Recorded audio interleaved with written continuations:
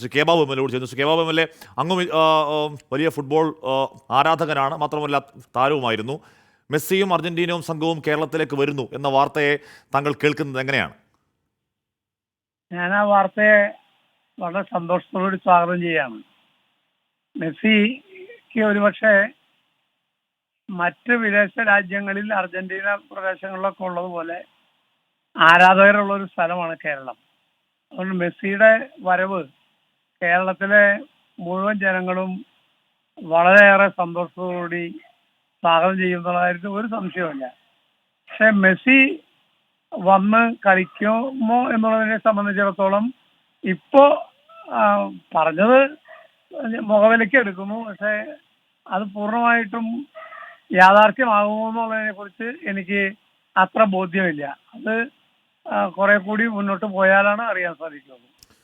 ശരി, M L A ഇപ്പോൾ minister പറയുന്നത് വാക്കാൽ ഉറപ്പ് കിട്ടി, പക്ഷേ AFA കേരളത്തിലേക്ക് എത്താൻ പോകുന്നു, കേരളത്തിലെ സ്റ്റേഡിയമൊക്കെ കാണാൻ പോകുന്നു.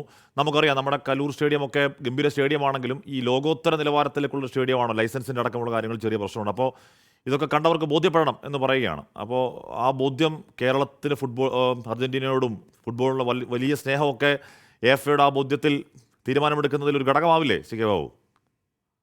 നമുക്ക് മെസ്സി വരുന്നതും അർജന്റീന ടീം കേരളത്തിൽ കളിക്കാൻ വരുന്നതും വളരെ സന്തോഷമുള്ള ഒരു കാര്യമാണ്.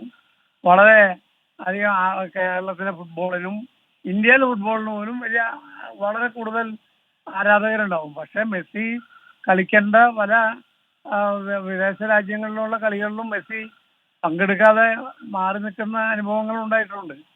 അതുകൊണ്ട് അതിനുള്ള അടിസ്ഥാന സൗകര്യം, ഗ്രൗണ്ട്, സെക്യൂരിറ്റി, അതിനുള്ള സംവിധാനങ്ങൾ എല്ലാം കേരളത്തിൽ ഒരുക്കി മെസ്സിയെ ഇവിടെ കളിപ്പിക്കാനുള്ള സാഹചര്യം ഉണ്ടാകുന്നത് വളരെ നല്ല കാര്യമാണ്. ഞാൻ അതിനെ ചെറുതായിട്ട് കാണുന്നില്ല. പക്ഷെ എനിക്കത് യാഥാർത്ഥ്യമാകുന്നതിന് ഇപ്പോൾ ഉറപ്പ് ഇല്ല എന്നുള്ളത് കൊണ്ടാണ് ഞാൻ അത് കുറച്ചുകൂടി മുന്നോട്ട് പോയതിനു ശേഷം പറയാൻ സാധിക്കുന്നു.